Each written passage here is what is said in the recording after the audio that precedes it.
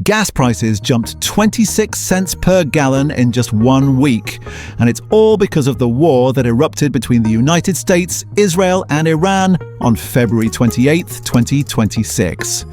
What started as Operation Epic Fury and Operation Roaring Lion has now created the biggest energy shock since Russia invaded Ukraine. And American drivers feel it every time they pull up to the pump. The national average for regular gasoline now sits at $3.25 per gallon, according to AEA. That's up from $2.98 just 7 days ago and $2.89 last month. We've completely wiped out all the progress made during Trump's first year in office and then some. When he was inaugurated in January 2025, gas prices averaged $3.11 per gallon. They had dropped to $2.92 by late February, right before the bombing started. Now we're paying more than when Trump first took office. The March 2nd price spike was the largest single-day increase since March 2022, when Russia invaded Ukraine and sent global oil markets into chaos. Patrick DeHaan, head of petroleum analysis at GasBuddy, who tracks these numbers religiously, warned that this was just the beginning. This is something that's going to start impacting gas prices starting today, he said as the bombs began falling. The national average will start to tick higher, and tick higher it has. Oil prices have been absolutely volatile. West Texas Intermediate crude, traded on the New York Mercantile Exchange and delivered in Cushing, Oklahoma, jumped 8.5% to just over $81 per barrel, posting its biggest single-day gain since May 2020. International Brent crude climbed nearly 5% to $85.41 per barrel. These aren't just numbers on a trading screen, they translate directly to what you pay at the gas station. But here's what makes this situation particularly explosive. It's all happening in the Strait of Hormuz, the most critical oil choke point on the planet. This narrow waterway between Oman and Iran handles about 20.9 million barrels per day, roughly 1/5 of all global oil consumption, according to the US Energy Information Administration. Think of it as the highway where 84% of Middle Eastern crude oil travels to Asian markets, including massive consumers like China, India, Japan, and South Korea. The war has effectively created the first near-total halt to shipping through the strait in modern history. And here's the kicker. It's not even Iran that's stopping the ships, it's the insurance companies. The international group of P&I clubs, which covers 90% of global shipping tonnage, along with Lloyd's of London and other major insurers, have temporarily halted coverage for vessels transiting the choke point. No insurance means no shipping, and no shipping means oil that should be flowing to global markets is sitting in storage tanks instead. The numbers are staggering. The cost of hauling crude oil from the Middle East to China has soared to record levels. The benchmark freight rate for those massive tankers that carry 2 million barrels climbed to $423,736 per day. That's a 94% increase from the previous day. When shipping costs explode like that, those expenses get passed directly to consumers. Major shipping giants have thrown in the towel. Maersk, Mediterranean Shipping Company, Hapag-Lloyd and CMA-CGM have all suspended operations through the region. It's like closing down Interstate 95 during rush hour, except this highway carries the lifeblood of the global economy. Saudi Arabia, which accounts for 37.2% of crude exports through the strait, suddenly finds its oil stranded. Iraq follows with 22.8%, and the United Arab Emirates contributes 12.9%. The International Energy Agency estimates that about 4.2 million barrels per day can be rerouted through existing pipelines, but that leaves 16 million barrels per day at risk from a full closure. President Trump, speaking at a bilateral meeting, tried to reassure Americans. A little high oil prices for a little while, but as soon as this ends, those prices are going to drop, I believe. He's ordered the US Development Finance Corporation to provide political risk insurance for maritime trade, and said the Navy will escort tankers if necessary. But that's easier said than done when you're dealing with a war zone.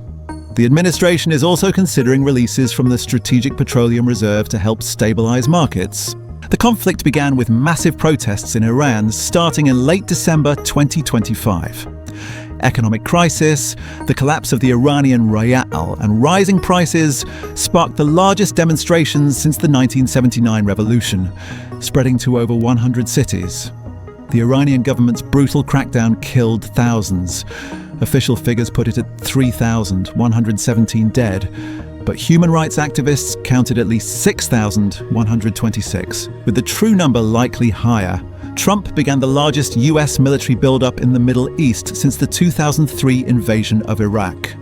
After failed negotiations and a 10-day ultimatum, American and Israeli forces struck on February 28th.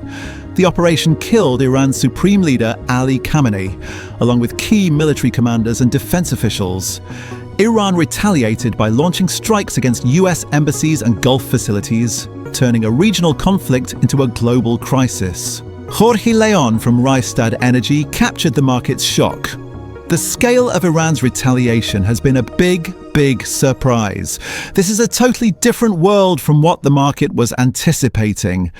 Qatar shut down its Ras Laffan LNG plant, which produces about 20% of the world's liquefied natural gas supply after drone attacks. Suddenly, the energy crisis wasn't just about oil. GasBuddy predicts gas prices will climb to between $3.30 and $3.35 per gallon in the short term. Diesel prices could surge from February's $3.71 per gallon to between $4.25 and $4.45. In some areas, we're already seeing extreme spikes. Gas stations in Stanton, California are charging around $5 per gallon. The worst-case scenarios are genuinely terrifying. Michael Shuey from Deutsche Bank warns that if Iran successfully enforces a full closure of the strait using mines and anti-ship missiles, Brent crude could surge toward $200 per barrel.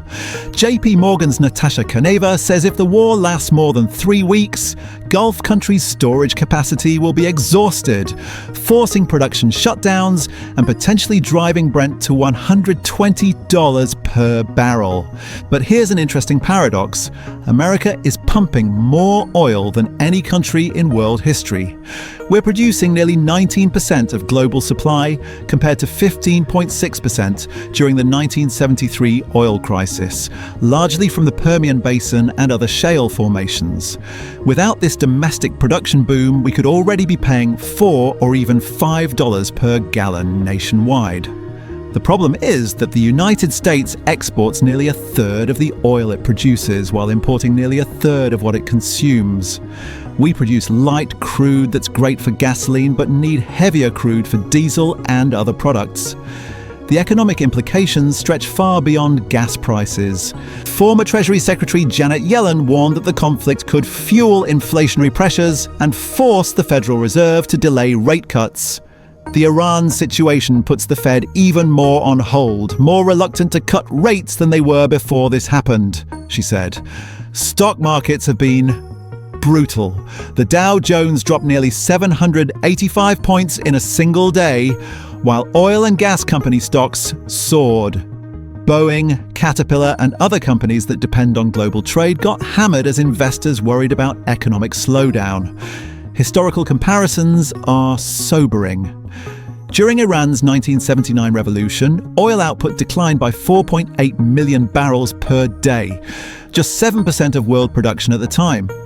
But panic buying and speculation drove prices from 72 cents per gallon to 142 within 2 years. Adjusted for inflation, that 142 would be equivalent to about 520 today. Trump said the war will likely last up to 5 weeks, but could continue as long as necessary to achieve US objectives. 8 OPEC+ nations announced plans to increase production by more than 200,000 barrels per day to calm markets.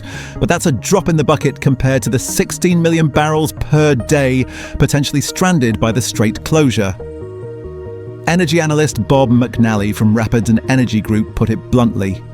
If the strait doesn't reopen soon, oil prices are heading to $100 per barrel and above, catapulting gasoline prices back above $4 per gallon nationally. Every time you fill up your tank over the next few weeks, you're experiencing the direct impact of geopolitical conflict on your daily life. The war that began 6,000 miles away is now sitting in your driveway, reminding us just how connected our world really is, and how quickly that connection can become incredibly expensive.